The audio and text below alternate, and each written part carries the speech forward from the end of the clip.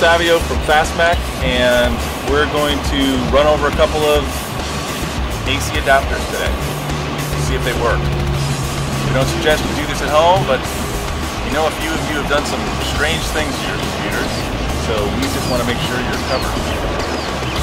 Our stuff is good on the road, and we're going to test it on the road. But I thought maybe we'd just drop it and kick it first.